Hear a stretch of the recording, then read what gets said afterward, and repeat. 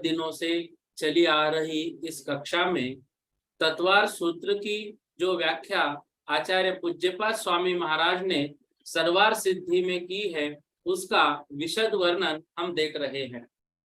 परम पूज्य गुरुदेव जो कि धर्म धुरंधर कहे जाते हैं, ऐसे निर्यापक श्रमण मुनि पुंगव सुधा सागर जी महाराज ने हम सभी के कल्याण के लिए जो 12 वर्षीय कोर्स शुरू किया है, उस कारण से आज घर घर में स्वाध्याय हो रहा है, घर घर में सर्वार सिद्धि जैसे ग्रंथ पढ़े जा रहे हैं। और उसी सर्वार सिद्धि ग्रंथ में 7वें सूत्र को प्रथम अध्याय के हम देख रहे हैं। हमने पहले विषय कहा था कि 7वां और 8वां सूत्र ही थोड़ा सा लगता है कि कठिन है, उसके बाद डरने का कोई काम नहीं है, बहुत आसान विषय है। 7वां और 8वां सूत्र भी लगता कठिन है, लेकिन है नहीं, थोड़ा सा ध्यान देने की हमको आवश्यकता है। तो कल जो विषय हमने पढ़ा था, उससे आगे कुछ बातों को समझते हुए फिर 8वें सूत्र की ओर हमको चलना है। देखिए, पहला प्रश्न है आज का, सर्वार सिद्धि की व्याख्या हम देख रहे हैं। उसमें जो कुछ बातें और नई कुछ ग्रंथ से आती है, उनको भी इसमें हम लेते हुए चलते हैं। तो गोमटसार जीव कांड मतलब करनान योग की अपेक्षा औपशमिकादि सम्यक दर्शन के स्वामी, यह जो विषय सर्वार सिद्धि के अनुसार हमने देखा था, उसी विषय को थोड़ा सा विशेष रूप से यहाँ पर समझा रहे हैं, ताकि वह विषय सारा हमारा क्लियर हो जाए। देखिए, औपशमिकादि सम्यक दर्शन के स्वामी कौन कौन है, एक एक प्रश्न को बहुत अच्छे तरीके से सुनकर समझिएगा। औपशमिक सम्यक्त्व के स्वामी प्रथमादि 7 पृथ्वियों की पर्याप्त अवस्था में औपशमिक सम्यक दर्शन होता है। पहले से लेकर 7 पृथ्वियों में पर्याप्त अवस्था में हमने देखा था पहले, जिन्होंने अपनी 6 पर्याप्तियां पूर्ण कर ली है, ऐसा जीव पर्याप्त कहलाता है, उनको औपशमिक सम्यक दर्शन होता है। तिर्यंच मनुष्य तथा देवों की पर्याप्त अवस्था में औपशमिक सम्यक तो पाया जाता है। विशेष यह है कि देवों की अपर्याप्त अवस्था में भी यह पाया जाता है। कौन सा? औपशमिक सम्यक दर्शन। किस अपेक्षा से? देखिए, जो औपशमिक सम्यक तो होता है उसका काल तो अंतर्मूर्त है, उसमें मरण होता नहीं। यह जो बात चल रही है, यह जो उपशम श्रेणी चढ़ने वाले जीव हैं, उनकी अपेक्षा से बात है कि यदि वहां पर मरण हो जाए तो वो देवों में जन्म लेंगे औपशमिक सम्यक्त्व के साथ। तो उस अवस्था में, अपर्याप्त अवस्था में देवों के औपशमिक सम्यक्त्व पाया जाता है। ये देवों के लिए विशेष बात है। शायिक सम्यक्त्व के स्वामी प्रथम नरक, भोग भूमिज तिर्यंच, भोग भूमिज एवं कर्म भूमिज मनुष्यों में तथा वैमानिक देवों में पर्याप्त एवं अपर्याप्त दोनों अवस्थाओं में शायिक सम्यक्त्व पाया जाता है। ध्यान से, पहले औपशमिक सम्यक्त्व की बात हुई, अब शायिक सम्यक्त्व की बात कर रहे हैं। शायिक सम्यक्त्व के स्वामी प्रथम नरक, भोग भूमिज तिर्यंच, भोग भूमिज एवं कर्म भूमिज मनुष्यों में तथा वैमानिक देवों में पर्याप्त एवं अपर्याप्त दोनों अवस्था में शायिक सम्यक तो पाया जाता है। हमने पढ़ा था प्रथम नरक में शायिक सम्यक दर्शन के साथ जीव जा सकता है। भोग भूमिज तिर्यंच एवं भोग भूमिज मनुष्यों में तो होता ही है, कर्म भूमिज मनुष्यों में तथा वैमानिक देवों में पर्याप्त एवं अपर्याप्त दोनों अवस्थाओं में शायिक सम्यक तो पाया जाता है। प्रथम नरक का विषय तो क्लियर है। जब सर्वार सिद्धि की बात आई थी तभी हम लोगों ने ये पढ़ा था, जैसे जो जो तीर्थंकर प्रकृति का बंद करके वहां पर गए हैं क्षायिक सम्यक्त्व के साथ, वो प्रथम नरक में गए हैं। भोग भूमिज तिर्यंच और भोग भूमिज जो मनुष्य है उनको कैसे होता है, इसको भी हमने देखा था। जो क्षायव श्रमिक सम्यक्त्वी जीव है या तो कृत्य वेदी बनकर वहां पर जा सकता है, या फिर क्षायिक सम्यक्त्व के साथ भी यदि मनुष्य गति का पहले बंद किया है तो फिर जन्म कहाँ पर लेगा, वो भोग भूमि में। तिर्यंच का पहले बंद कर लिया, बाद में क्षायिक सम्यक्त्व प्राप्त कर लिया, तो जन्म कहाँ पर लेगा, भोग भूमिज तिर्यंचों में। कर्म भूमिज मनुष्यों में तथा वैमानिक देवों में पर्याप्त एवं अपर्याप्त दोनों अवस्था में क्षायिक सम्यक्त्व पाया जाता है।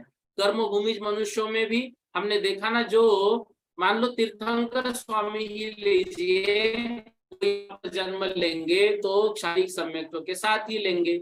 वैमानिक देवों में भी जो सर्वार सिद्धि के देव आदि है उनमें क्षायिक सम्यक्त्व अपर्याप्त अवस्था में पाया जाता है, पर्याप्त अवस्था तो क्लियर है ही। द्वितीय आदि नरकों में, दूसरे आदि नरकों में, कर्म भूमि या तिर्यंचों में, लब्ध पर्याप्तक मनुष्यों में, लब्ध पर्याप्तक कौन कहलाते हैं, जिन्होंने अपनी पर्याप्तियां अभी पूर्ण नहीं की है लेकिन जो नियम से पूर्ण करेंगे उनको क्या कहते हैं, निवृत्त पर्याप्तक। और जिन्होंने अपनी पर्याप्तियां ग्रहण करना प्रारंभ की है लेकिन जो नियम से बीच में ही मरण को प्राप्त होंगे वो कहलाते हैं लब्ध पर्याप्तक जीव। तो लब्ध पर्याप्तक मनुष्यों में, भवनत्रिक देवों में, सभी देवियों में, सभी मनुष्यनी में अर्थात स्त्रियों में एवं सभी तिर्यंचनी के किसी भी अवस्था में क्षायिक सम्यक्त्व नहीं पाया जाता। क्लियर हुआ। दूसरे आदि नरकों में, कर्म भूमि या तिर्यंचों में, लब्ध पर्याप्तक मनुष्यों में, भवनत्रिक देवों में, सभी देवियों, सभी मनुष्यनी में, सभी तिर्यंचनी के किसी भी अवस्था में क्षायिक सम्यक्त्व नहीं पाया जाता। ये क्षायिक सम्यक्त्व की विशेषता है। क्षायोपशमिक सम्यक्त्व के स्वामी नरक गति में प्रथम पृथ्वी के अतिरिक्त नीचे की 6 पृथ्वियों में, देव गति में, भवनत्रिक देवों में तथा सर्व प्रकार की स्त्रियों में पर्याप्त अवस्था में ही यह सम्यक्त्व होता है, अपर्याप्त अवस्था में नहीं। ठीक है ना। क्षायोपशमिक सम्यक्त्व के साथ जो नरक गति में प्रथम पृथ्वी को छोड़कर अन्य में, ठीक है ना, तो ये जो उसके साथ वहां पर जन्म नहीं होगा। नरक में जो पहला नरक है उसको छोड़कर बाकी नरकों में उस सम्यक्त्व को बाद में प्राप्त कर सकते हैं। देव गति में, भवनत्रिक में भी और सर्व प्रकार की स्त्रियों में पर्याप्त अवस्था में ही क्षायोपशमिक सम्यक्त्व पाया जाएगा, अपर्याप्त अवस्था में नहीं। नारकियों के कौन कौन सा सम्यक दर्शन होता है, प्रश्न देखिए, सर्वार सिद्धि का ही है। प्रथम पृथ्वी से 7वीं पृथ्वी तक पर्याप्तक नारकियों के औपशमिक और क्षायोपशमिक सम्यक दर्शन होता है। पर्याप्तक नारकियों के पहली पृथ्वी में पर्याप्तक और अपर्याप्तक नारकियों के क्षायिक और क्षायोपशमिक सम्यक दर्शन होता है। विषय क्लियर हो रहा है। देखो अभी तक कठिन लग रहा था, वह विषय अब इन प्रश्नों के माध्यम से बहुत आसान होता जाएगा। देखिए तिर्यंचों के कौन कौन सा सम्यक दर्शन होता है। जो तिर्यंच गति के जीव हैं उनको कौन कौन सा सम्यक दर्शन होता है, ध्यान से। तिर्यंचों में पर्याप्तक तिर्यंचों के औपशमिक सम्यक दर्शन होता है। क्षायिक और क्षायोपशमिक सम्यक दर्शन एवं पर्याप्त अवस्थाओं होता है। पर्याप्तक तिर्यंचों के मात्र औपशमिक सम्यक दर्शन होगा। क्षायिक और क्षायोपशमिक सम्यक दर्शन पर्याप्त एवं अपर्याप्तक दोनों अवस्था में होता है। उसके साथ यदि जन्म लेंगे तो क्षायिक भोग भूमिज तिर्यंचों की अपेक्षा है। यहाँ भोग भूमि की अपेक्षा समझना चाहिए। देखिए ब्रैकेट में लिखा भी है, यहाँ भोग भूमि की अपेक्षा समझना चाहिए। तिर्यंचनी के औपशमिक एवं क्षायोपशमिक सम्यक दर्शन पर्याप्तक के ही होता है, अपर्याप्तक अवस्था में नहीं। तिर्यंचनी के क्षायिक सम्यक दर्शन नहीं होता है। क्लियर हुआ ये विषय। तिर्यंचनी के क्षायिक सम्यक दर्शन नहीं होता है। तिर्यंचनी के औपशमिक एवं क्षायोपशमिक सम्यक दर्शन पर्याप्तक अवस्था में ही होता है, मतलब वो बाद में वहां पर प्राप्त कर सकते हैं। मनुष्यों में कौन कौन सा सम्यक दर्शन होता है? प्रश्न ध्यान से रिवीजन कीजिएगा, ये विषय हमने व्याख्या में पढ़ा था, अब प्रश्नों के माध्यम से समझ रहे। देखो सर्वार सिद्धि का ये प्रश्न है, मनुष्यों में कौन कौन सा सम्यक दर्शन होता है? मनुष्य गति में क्षायिक और क्षायोपशमिक सम्यक दर्शन पर्याप्तक और अपर्याप्तक दोनों प्रकार के मनुष्यों के होते हैं। औपशमिक सम्यक दर्शन पर्याप्तक मनुष्य के ही होता है, अपर्याप्तक मनुष्यों के नहीं। अपर्याप्तक अवस्था में क्यों नहीं होगा? हमने देखा ना, औपशमिक सम्यक दर्शन के साथ मरण होगा नहीं। जो उपशम श्रेणी चढ़ने की अपेक्षा है वो जीव मरकर मात्र देव गति में ही जन्म लेते हैं, इस कारण से वहां पर वो बात नहीं होती है। मनुष्यनियों के तीनों ही सम्यक दर्शन होते हैं, किंतु पर्याप्तक मनुष्यनी के ही होते हैं, अपर्याप्तक मनुष्यनी के नहीं। क्यों भला? हमने पढ़ा था ना, सम्यक दर्शन के साथ कोई भी स्त्री पर्याय में जन्म नहीं ले सकते हैं। यहाँ पर स्वाध्याय में हो, मंदिरों में हो, महाराज जी के प्रवचनों में हो, सबसे अधिक महिलाओं की संख्या होती है। इस कक्षा में भी सबसे अधिक महिलाओं की संख्या है, ठीक है ना। तो कभी घबराना मत कि हमारा जन्म हुआ है तो सम्यक दर्शन के साथ नहीं हुआ है तो क्या है, आपके लिए स्पष्ट यहाँ पर बात लिखी है, पर्याप्तक मनुष्यनी के ही होता है। मतलब आप पर्याप्ति आपने पूर्ण कर ली है, अब आप सम्यक दर्शन प्राप्त कर सकती है, कोई रोक नहीं सकता है। और आपकी मंदिरों में, धर्म सभाओं में महाराज जियों के पास जो अधिक संख्या है वह यह बताती है कि अभी यदि आपने सम्यक दर्शन प्राप्त कर लिया तो ये स्त्री पर्याय का भी अति शीघ्र छेद हो जाएगा और बहुत जल्दी हम कल्याण करके लेंगे। मतलब आप अभी जो पुण्य बांध रहे हैं वो भविष्य के लिए बहुत कल्याणकारी है। आप अभी जो सम्यक दर्शन प्राप्त कर रहे हो भविष्य के लिए बहुत कल्याणकारी है।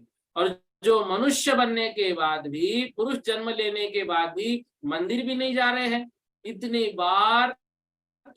बार महाराज जी ने शंका समाधानों में या प्रवचनों में कहा है, सच्चा पौरुषत्व है प्रतिदिन अभिषेक करना, उसके बाद भी यदि हम नहीं कर रहे हैं तो बहुत गलत बात हो जाती है।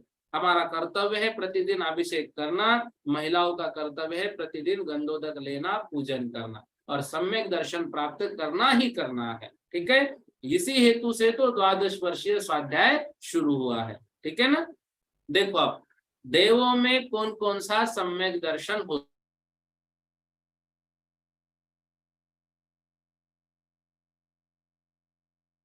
में तीनों ही सम्यक दर्शन होते हैं। मतलब जो देव गति के देव है उनमें पर्याप्तक और अपर्याप्तक दोनों प्रकार के देवों में तीनों ही सम्यक दर्शन होते हैं। भवनवासी, व्यंतर और ज्योतिष्क देवों के, इन तीनों की देवांगनाओं के तथा सौधर्म ईशान कल्प में उत्पन्न हुई देवांगनाओं के क्षायिक सम्यक दर्शन नहीं होता है। किन किन के नहीं होता है? भवनवासी, व्यंतरवासी, ज्योतिष्क देव, इन तीनों की देवांगनाएं, सौधर्म और ईशान कल्प में उत्पन्न हुई देवांगनाओं का क्षायिक सम्यक दर्शन नहीं होता है। औपशमिक और क्षायोपशमिक ये दोनों सम्यक दर्शन होते हैं, वे भी कब? ध्यान से, पर्याप्त अवस्था में। अपर्याप्त अवस्था में वहां सम्यक दर्शन के साथ जन्म भी नहीं होगा। भवनवासी, यंत्र, ज्योतिष आदि की बात चल रही है, ठीक है ना। अब प्रश्न आया, देवों की अपर्याप्तक अवस्था में औपशमिक सम्यक दर्शन कैसे होता है? इस बात को अभी हमने समझा था, अब ग्रंथ के आधार पर समझिए। जो मनुष्य चारित्र मोहनीय का उपशम करके या करते हुए उपशम श्रेणी में मरकर देव होते हैं, उन देवों के अपर्याप्तक अवस्था में औपशमिक सम्यक दर्शन होता है। विषय क्लियर हो रहा है, ठीक है ना। उपशम श्रेणी में मरकर वे देव होते हैं, उन देवों के अपर्याप्तक अवस्था में, अब उन्होंने देव में जन्म लिया तो वो अपने औपशमिक सम्यक दर्शन के साथ वहां पर गए हैं, अतः अपर्याप्तक अवस्था में उनका औपशमिक सम्यक दर्शन होता है। प्रश्न, सम्यक दर्शन प्राप्ति का साधन क्या है? उत्तर, सम्यक दर्शन का निमित्त जिन सूत्र है अथवा जिन सूत्र के जानने वाले पुरुष है, तथा अंतरंग कारण दर्शन मोह के क्षय उपशम और क्षय उपशम है। जब देशना लब्धि और काल लब्धि आदि बहिरंग कारण तथा करण लब्धि रूप अंतरंग कारण सामग्री प्राप्त होती है, तभी यह भव्य प्राणी विशुद्ध सम्यक दर्शन का धारक होता है। ठीक है ना, देशना लब्धि प्राप्त हुई, काल लब्धि। लेकिन यहाँ पर ऐसा मत समझना कि हमारी काल लब्धि आएगी तब ये कार्य होगा। देखो, पुरुषार्थ करते रहना हमारा कर्तव्य है। हमारी काल लब्धि आई कि नहीं आई ये हम जान सकते हैं क्या? ये हमारे परिणाम नहीं है, वो तो केवल ही भगवान जान सकते हैं। हम क्या करें? हम प्रति समय पुरुषार्थ करें, प्रति समय पुरुषार्थ करें। एक सेकंड के लिए भी इस जन्म में यदि सम्यक दर्शन हो गया तो हमारा अनंत संसार, ऐसा अंजुलि भर, इतना बड़ा सागर, अंजुलि भर संसार बच जाता है। इसलिए प्रति समय सम्यक दर्शन प्राप्त करने का पुरुषार्थ करते रहना चाहिए। बिना पुरुषार्थ के कार्य नहीं होगा। समझ में आ रहा है? इसलिए यह विषय यहाँ पर जोड़ा है। कहीं इन बातों को समझकर हम ये ना समझ ले कि काल लब्धि आएगी तब कार्य होगा। नहीं, पुरुषार्थ करना होगा। 11 बजे हमारा भोजन का समय है, तो भोजन के समय अपने आप हमारे मुंह में भोजन नहीं जाएगा, हमको पुरुषार्थ करना पड़ेगा। जिनेंद्र देव के अलावा कोई देव पूज्य नहीं, दया के बिना कोई धर्म नहीं, आत्म तत्व के अलावा कोई तत्व नहीं, निर्ग्रंथ के अलावा कोई गुरु नहीं, समस्त तत्वों के प्रकाशक जिनागम के अलावा कोई आगम नहीं, धर्मात्माओं से प्रेम के अलावा कोई स्नेह नहीं, मोक्ष के समान कोई सुख नहीं, रत्नाय के मतलब रत्नत्रय के समान कोई रत्न नहीं, सत्पात्र के दान के समान कोई दान नहीं, तथा जिनेंद्र पूजा के समान कोई पूजा नहीं, ऐसा निश्चय करना सम्यक दर्शन का मूल कारण है। कितनी बढ़िया बात लिखी है, कितनी बढ़िया बात लिखी है। जिनेंद्र देव के अलावा हमारे लिए कोई भी पूज्य नहीं। धर्म कौन सा? दया के साथ, दया के साथ धर्म होना चाहिए, करुणामय धर्म होना चाहिए। अब कुछ लोग कहते हैं दया करना भी धर्म नहीं है, दया की बात जिन शास्त्रों में है वो कुशास्त्र है, ऐसा लिख रहे हैं। ये बहुत गलत बात है। आत्म तत्व के अलावा कोई तत्व नहीं, निर्ग्रंथ के अलावा कोई गुरु नहीं। गुरु कौन बन सकते हैं? हमारे निर्ग्रंथ मुनि। समस्त तत्वों के प्रकाशक जिनागम के अलावा कोई आगम नहीं, धर्मात्माओं के प्रेम के अलावा कोई स्नेह नहीं, और मोक्ष के समान कोई सुख नहीं, रत्नत्रय के समान कोई रत्न नहीं, सत्पात्र के दान के समान कोई दान नहीं। यह याद रखना। परसों की शंका समाधान यदि हम गुरु जी की सुनेंगे, उन्होंने स्पष्ट लिखा है, कोई मात्र स्वाध्याय स्वाध्याय स्वाध्याय स्वाध्याय कर रहे हैं, जिन पूजा नहीं कर रहे हैं, तो अगला जन्म हम ज्ञानी तो बनेंगे लेकिन रूप सुंदर नहीं बन पाएगा। क्यों? भक्त्या सुंदर रूपम लिखा है ना रत्नकरण श्रावकाचार में, भक्ति से सुंदर रूप प्राप्त होगा। इसलिए जिनेंद्र पूजा के समान कोई पूजा नहीं। प्रतिदिन अभिषेक पूजा करना हमारा कर्तव्य है। अलग अलग विषय, सुबह हम भक्ति पूजन जो कर रहे हो अभिषेक के साथ करें, फिर हम थोड़ा स्वाध्याय करें, शाम के समय आरती करें, अलग अलग बातें हमको करते रहनी चाहिए, फिर स्वाध्याय करें। मात्र स्वाध्याय स्वाध्याय करने से भी काम नहीं चलेगा, मात्र पूजा पूजा करने से भी काम नहीं चलेगा। सारे विषय लेने पड़ेंगे। देव पूजा, गुरुपास्ति, स्वाध्याय, संयम, तप और दान। 6 कर्तव्यों को यथा आवश्यक समय हमको देना चाहिए। यह सम्यक दर्शन का मूल कारण है। क्लियर हो रहा है? तीर्थंकर, केवली, श्रमण, भवस्मरण, शास्त्र, देव महिमा आदि बहुत प्रकार के सम्यक दर्शन प्राप्ति के बाह्य हेतु है। ठीक है ना? जाति स्मरण, जिन बिंब दर्शन, धर्म श्रवण, जिन महिमा दर्शन, देव रिद्धि दर्शन, वेदना आदि सम्यक दर्शन के बाह्य कारण है। उसमें हमने देखा था जाति स्मरण, धर्म श्रवण और वेदना,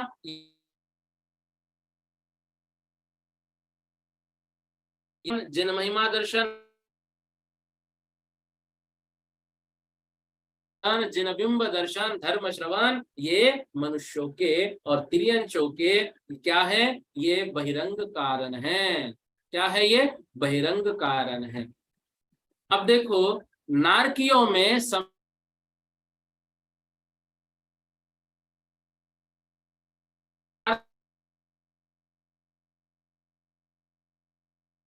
दर्शन कैसे प्राप्त करते होंगे। देखो नारकियों में सम्यक दर्शन प्राप्ति का अंतरंग साधन दर्शन मोह का उपशम, क्षय क्षयोपशम।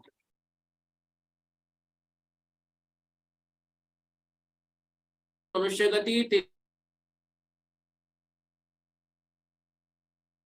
दर्शन मोह का उपशम, क्षय और क्षयोपशम, इसको हमने बहुत अच्छे से समझा है। नारकियों में सम्यक दर्शन की प्राप्ति में बहिरंग साधन, तीसरे नरक तक के नारकियों के जाति स्मरण, धर्म श्रवण और वेदनानुभव, चौथे से सातवें तक जाति स्मरण और वेदनानुभव, क्योंकि वहां पर धर्म श्रवण कराने के लिए कोई जा नहीं सकता है। ठीक है। अपवाद मार्ग कभी कभार, जैसे लक्ष्मण का जीव है, उनके लिए सीता माँ देवगति से पहुंची थी चौथे स्वर्ग में, एक कभी कभार अपवादात्मक विषय होता है, बाकी अधिकतर तीसरे नरक से नीचे कोई भी धर्म बताने के लिए नहीं जाता है, यह याद रखना।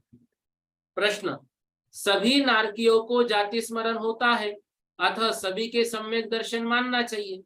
भाई जाति स्मरण तो सभी के हो रहा है नरकों में, सभी एक दूसरे को पुरानी बातें याद कर करके मारते पीट रहे हैं, ठीक है ना, मारते हैं पीटते हैं, फिर तो सभी के सम्यक दर्शन मानना चाहिए।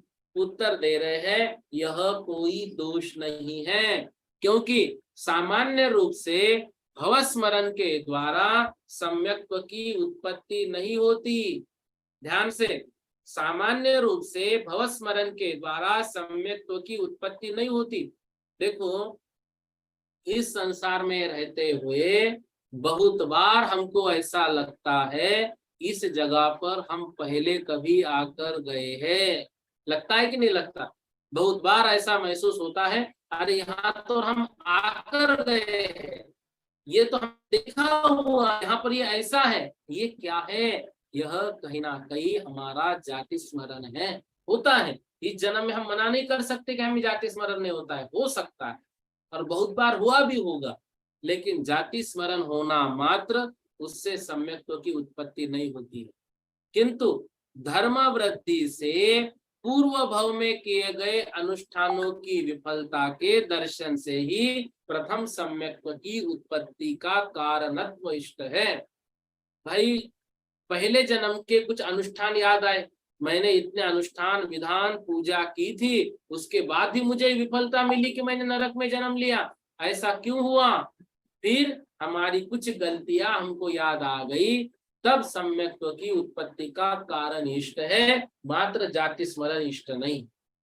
जिससे पूर्वोक्त तो दोष प्राप्त नहीं होता और इस प्रकार की बुद्धि सब नारकी जीवों के होती नहीं है, क्योंकि तीव्र मिथ्यात्व के उदय के वशीभूत नारकी जीवों के पूर्व भव का स्मरण होते हुए भी गुप्त प्रकार के उपयोग का अभाव है। जाति स्मरण सभी के होगा, लेकिन ऐसा भाव नहीं होगा कि ये मुझे क्यों प्राप्त हुई, मेरे धार्मिक क्रिया क्यों विफल हुई, ऐसा याद आना बहुत जरूरी है। इस प्रकार जाति स्मरण प्रथम सम्यक्त्व की उत्पत्ति का कारण है। क्लियर हो रहा है विषय? समझ में आ रहा है विषय सभी को? समझते चलिएगा। वेदना नारकियों के सम्यक्त्व का कारण कैसे? कल हुआ था ना ये प्रश्न।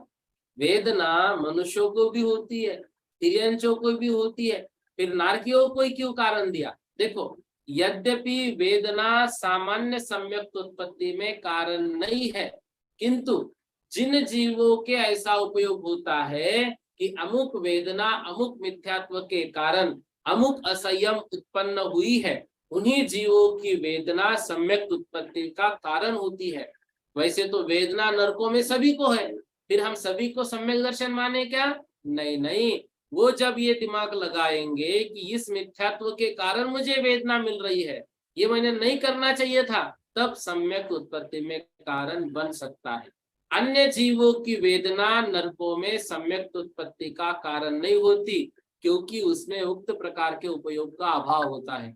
सामने वाले को पीट रहे हैं, हमें संशय हो, ऐसा भी नरकों में नहीं होगा। नारकियों में धर्म श्रवण कैसे संभव है? का अभाव है। उत्तर नहीं, क्योंकि अपने पूर्वभव के संबंधी जीवों के धर्म उत्पन्न कराने में प्रवृत्ति और नरकों में गमन देखा जाता है। नीचे की 4 पृथ्वियों में धर्म श्रवण द्वारा प्रथम सम्यक्तों की उत्पत्ति नहीं होती, क्योंकि नीचे की 4 मतलब चौथी, पांचवी, छठवीं, सातवीं, क्योंकि वहां देवों के गमन का अभाव है। वहां स्थित सम्यक दृष्टियों से धर्म श्रवण करके सम्यक्त्व की उत्पत्ति क्यों नहीं होती? ऐसा पूछने पर उत्तर देते हैं कि नहीं होती, क्योंकि भव संबंध से या पूर्व वैर के संबंध से परस्पर विरोधी हुए नारकी जीवों के अनुग्राह्य अनुग्राहक भाव उत्पन्न होना असंभव है। भाई चौथे नरक में भी तो देव है, पांचवें में भी है, छठवें में भी है, ठीक है ना? तो वहां के देवों की अपेक्षा से ऐसा नहीं होगा, क्योंकि वहां के जो मतलब नारकी जीव है, वे जीव अनुग्राह्य अनुग्राहक भाव जो है वो उत्पन्न कर ही नहीं पाते हैं, ठीक है ना? इस तरह से समझना चाहिए। तिर्यंचों में सम्यक दर्शन प्राप्ति का साधन क्या है?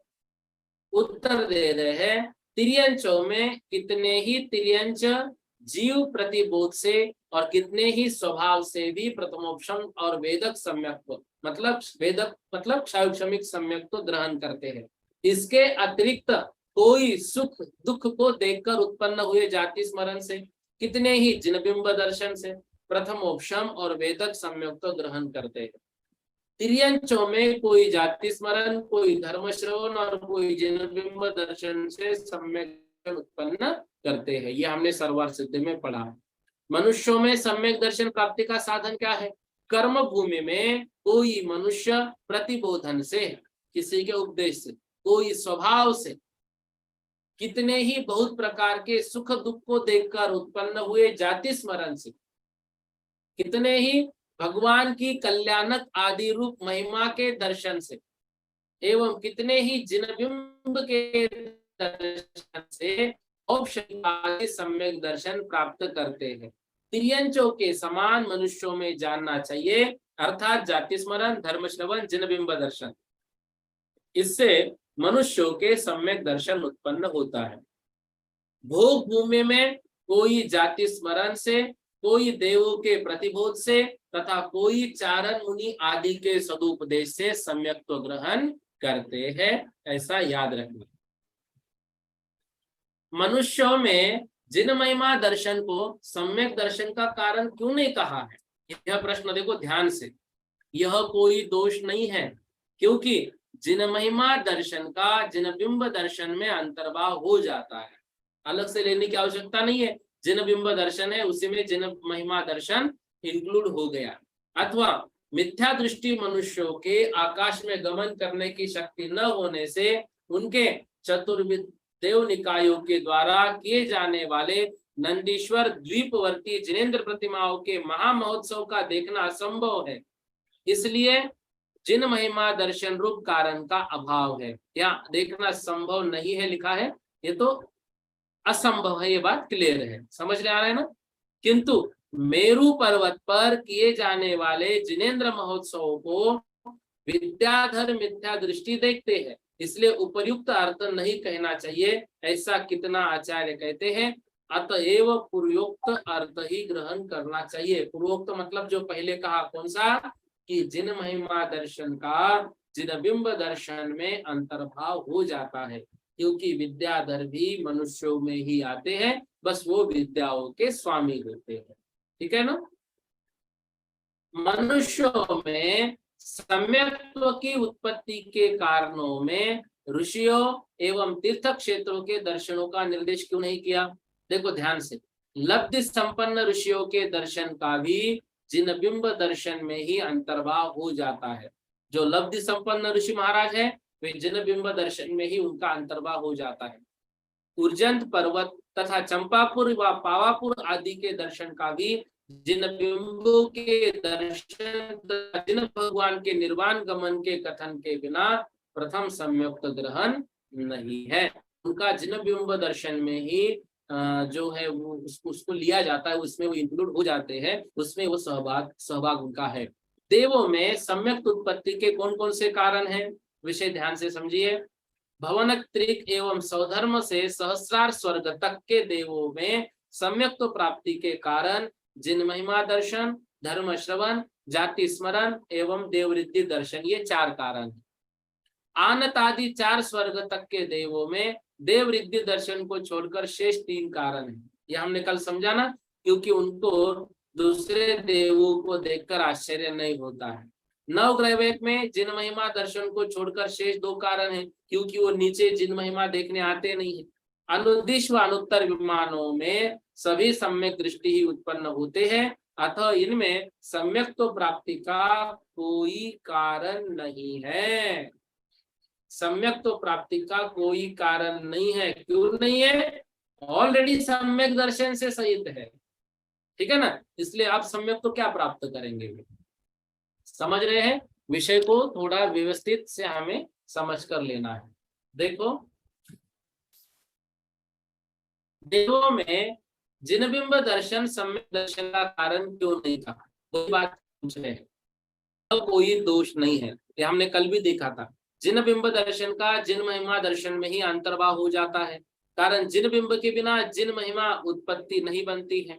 ऐसी आशंका नहीं करनी चाहिए कि स्वर्गावतारण, जन्माभिषेक और परिनिष्क्रमण रूप जिन महिमाएं जिन बिंब बिना ही की जाती है, अतः वह जिन महिमा में गर्भित नहीं होता, क्योंकि इनमें भी भावी जिन बिंब का दर्शन पाया जाता है। जन्माभिषेक के समय आ गए और वहां पर तो तीर्थंकर अभी बालक है, फिर वो तो कैसे कर सकते हैं, तो भावी जिन बिंब को देखकर, ठीक है ना, भावी नैगम्य हम समझते हैं ना, कौन सा, जो नाम स्थापना द्रव्य निक्षेप की अपेक्षा से, क्या अभी बनने वाले हैं वो, इस अपेक्षा से, अथवा इन महिमाओं में उत्पन्न होने वाला प्रथम सम्यक जिन बिंब दर्शन निमित्तक नहीं, किंतु जिन गुण श्रवण निमित्तक है। इस तरह से समझना चाहिए। क्लियर हुआ विषय? आनतादि स्वर्गों में देवरिद्धि दर्शन को सम्यक्त्व का कारण क्यों नहीं कहा? ध्यान से, वही विषय जो बताया। देखो, आनतादि 4 स्वर्गों में महरिद्धि से युक्त ऊपर के देवों का आगमन नहीं होता है, इसलिए वहां महरिद्धि दर्शन रूप प्रथम सम्यक्त्व की उत्पत्ति का कारण नहीं पाया जाता है। उन्हीं कल्पों में स्थित देवों की महरिद्धि का दर्शन प्रथम सम्यक्त्व की उत्पत्ति के निमित्त नहीं हो सकता, क्योंकि उसी रिद्धि को बार बार देखने से विस्मय नहीं होता है। उनको आपस में वो इतनी रिद्धियां देखकर विस्मय नहीं, आश्चर्य नहीं होता है। अथवा उक्त कल्पों में शुक्ल लेशा के सद्भाव के कारण महरिद्धि के दर्शन से उन्हें कोई संक्लेश भाव उत्पन्न ही नहीं होता। अतः आनत आदि 4 स्वर्गों में महरिद्धि दर्शन को सम्यक्त्व प्राप्ति का कारण नहीं कहा है। समझ रहे हैं? देवरिद्धि दर्शन का जाति स्मरण में समावेश क्यों नहीं होता? क्योंकि अपनी अनिमादिक रिद्धियों को देखकर जब विचार उत्पन्न होता है कि ये रिद्धियां जिन भगवान के द्वारा उपदिष्ट धर्म के अनुष्ठान से उत्पन्न हुई है, तब प्रथम सम्यक्त्व की प्राप्ति जाति स्मरण निमित्त होती है, अपनी रिद्धियों को देखकर। किंतु सम्यक्त्व से रहित द्रव्य संयम के वाहनादिक 9 देवों में उत्पन्न हुआ हूँ, तब प्रथम सम्यक्त्व का ग्रहण देव रिद्धि दर्शन निमित्तक है। भाई, मैं ये वाहनादिक देव क्यों बना? क्योंकि सम्यक्त्व से मैं रहित था। अब इनको इतनी रिद्धियां क्यों प्राप्त हुई? क्योंकि वो सम्यक्त्व से सहित थे, ऐसा विचार करने पर। इससे ये दोनों कारण नहीं हो सकते। जाति स्मरण उत्पन्न होने के बाद प्रथम समय से लेकर अंतर मुहूर्त काल के भीतर ही होता है, किंतु देव रिद्धि दर्शन उत्पन्न होने के समय से मुहूर्त काल होता है। इसलिए इन दोनों में कारणों में एकत्व नहीं आ सकता है। नवग्रहवेक में जिन महिमा दर्शन को सम्यक प्राप्ति का कारण क्यों नहीं माना? ध्यान से, नवग्रहवेक में जिन महिमा दर्शन को सम्यक प्राप्ति का कारण नहीं कहा, क्योंकि ग्रहवेक विमानवासी देव, नंदीश्वर आदि के महोत्सव देखने नहीं आते। समझ रहे हैं? ग्रहवेक देव नहीं आते। वीतरागी होने के कारण अवधिक ज्ञान से जिन महिमा को देखते हुए भी उन्हें विस्मय उत्पन्न नहीं होता, आश्चर्य नहीं होता, क्योंकि वो स्वयं वीतरागी है। सम्यक दर्शन की स्थिति कितनी है? औपशमिक सम्यक दर्शन की जघन्य उत्कृष्ट स्थिति अंतर्मुहूर्त, क्षायिक सम्यक दर्शन की संसार सापेक्ष जघन्य स्थिति अंतर्मुहूर्त और उत्कृष्ट स्थिति 8 वर्ष अंतर्मुहूर्त कम 2 पूर्व कोटि अधिक 33 सागरोपम प्रमाण है। कल इस विषय को हमने देखा था ना, किसी ने 1 पूर्व कोटि की आयु प्राप्त कर ली, फिर 8 वर्ष अंतर मुहूर्त के बाद उन्होंने सम्यक दर्शन प्राप्त किया, और बाकी सारी आयु अपनी अच्छे से जी ली, सम्यक दर्शन के साथ तो है, लेकिन अभी चारित्र ग्रहण नहीं किए। फिर वहां से च्युत होकर देवों में जन्म लिया, 33 सागर की आयु वहां पर प्राप्त की, वहां से च्युत होकर फिर मनुष्य में आए, 1 पूर्व कोटि की आयु प्राप्त कर ली, और फिर आयु के अंतिम अंतर मुहूर्त में दीक्षा लेकर केवल ज्ञान हुआ और मोक्ष की प्राप्ति हुई। इस अपेक्षा से जघन्य स्थिति अंतर मुहूर्त और उत्कृष्ट स्थिति 8 वर्ष अंतर मुहूर्त कम 2 पूर्व कोटि 33 सागरोपम प्रमाण है। मुक्त जीव की अपेक्षा साधी अनंत है। क्षायोपशमिक सम्यक दर्शन की जघन्य स्थिति अंतर्मुहूर्त और उत्कृष्ट स्थिति 66 सागर प्रमाण है। विषय क्लियर हो रहा है? आप कल का एक एक विषय क्लियर करते जाइएगा। सम्यक दर्शन कितने प्रकार का है? तो सम्यक दर्शन 1 प्रकार का है। निसर्गज अधिगमज के भेद से सम्यक दर्शन 2 प्रकार का है। औपशमिक क्षायिक क्षायोपशमिक के भेद से 3 प्रकार का है। सम्यक तो 10 प्रकार का भी होता है। आज्ञा, मार्ग, उपदेश, सूत्र, बीज, संक्षेप, विस्तार, अर्थ, अवगाढ़, परमावगाढ़ सम्यक। इस प्रकार विभिन्न परिणामों की दृष्टि से संख्यात, असंख्यात, अनंत विकल्प सम्यक दर्शन के होते हैं। भेद की अपेक्षा सामान्य से सम्यक दर्शन एक है। इस तरह से अलग अलग भेद हमको जानने चाहिए, ठीक है ना? ये बात हमने सर्वार सिद्धि में पढ़ी है।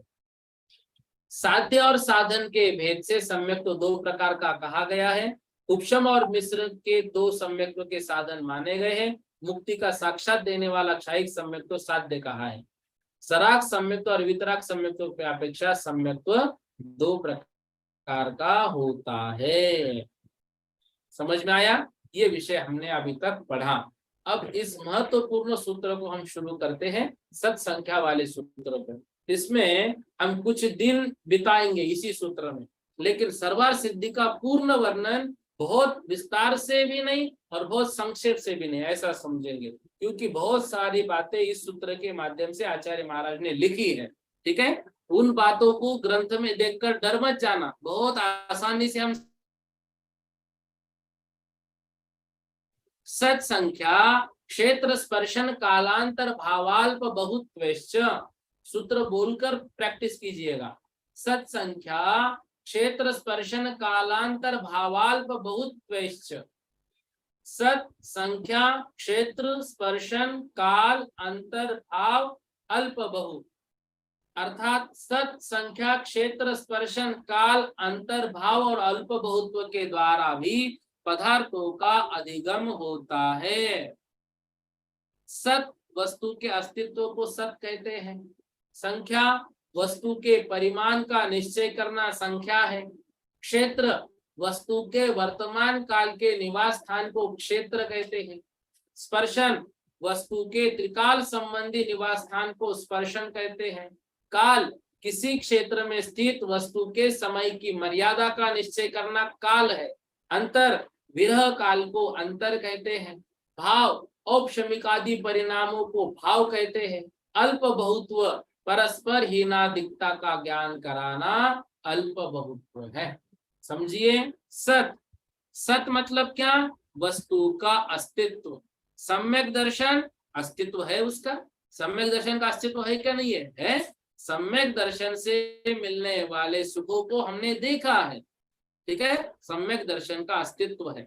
संख्या वस्तु के परिमाण का निश्चय करना संख्या है। ठीक है ना? अभी हम निर्देश, स्वामित्व, साधन, अधिकरण, स्थिति, विधान उसके भेद और ये संख्या, इन दोनों को हम समझेंगे। यहाँ पर संख्या अलग तरह से ली है जीवों की अपेक्षा से, वो समझेंगे अभी। क्षेत्र, वस्तु के वर्तमान काल के निवास स्थान को क्षेत्र कहते हैं। वर्तमान का निवास स्थान क्या है उसका, जैसे यदि हमको अभी सम्यक दर्शन हुआ है तो वर्तमान का निवास स्थान हम जहां बैठे हैं वो स्पर्शन, वस्तु के त्रिकाल संबंधी निवास स्थान को स्पर्शन कहते हैं। जैसे यदि हमको अभी सम्यक दर्शन हुआ तो हमारा जो क्षेत्र है वर्तमान निवास स्थान, स्पर्शन हम पिछले जन्म में कहाँ थे, हम अगले जन्म में कहाँ जाने वाले हैं, ये स्पर्शन में आएगा। उसका त्रिकाल संबंधी निवास स्थान। काल, किसी क्षेत्र में स्थित वस्तु के समय की मर्यादा का निश्चय करना काल है। किसी क्षेत्र में स्थित वस्तु के समय की मर्यादा का निश्चय करना काल है। अंतर, विरह काल को अंतर कहते हैं। अब काल वो एक समय के लिए, मतलब कितने समय के लिए वो एक जगह पर रहे, ठीक है ना, किसी क्षेत्र में स्थित वस्तु के समय की मर्यादा। और विरह काल, आज सम्यक दर्शन हमें हुआ, अंतर्मुहूर्त औपशमिक सम्यक दर्शन छूट गया, अब फिर कब होगा, अब प्रत्येक सम्यक दर्शन का विरह काल भी ठहरा हुआ है, उसको भी हम समझेंगे। औपशमिक भाव, औपशमिक आदि परिणामों को भाव कहते हैं। औपशमिक सम्यक दर्शन है तो औपशमिक भाव, क्षायिक है तो क्षायिक भाव, क्षायोपशमिक है तो क्षायोपशमिक भाव। अल्प बहुत्व, परस्पर हीनादिकता का ज्ञान कराना अल्प बहुत्व है, ठीक है ना। इस तरह से सत्संख्या, क्षेत्र, स्पर्शन, काल, अंतर, भाव और अल्प बहुत्व का सामान्य से हमने यहाँ पर वर्णन पढ़ा। सामान्य से इस बात को अभी समझा, इस सूत्र की विस्तार से व्याख्या कल की कक्षा से हम करेंगे, ठीक है ना। तो यहाँ पर हम इसको समझेंगे। आज की कक्षा का रिवीजन अवश्य कीजिएगा, बहुत बढ़िया विषय है और बहुत याद करने योग्य विषय है। और घर में सास बहू यदि बैठे हो तो इस विषय पर चर्चा कीजिएगा, बड़ा आनंद आएगा। और पड़ोस वाले आके देखेंगे तो ये इतनी अच्छी चर्चा करते, हम भी झगड़े छोड़ते, ऐसा विषय उनके मन में भी आ जाएगा। तो इससे क्या होगा, आप आपस में बात करेंगे तो विषय बहुत अच्छे से क्लियर हो जाएगा।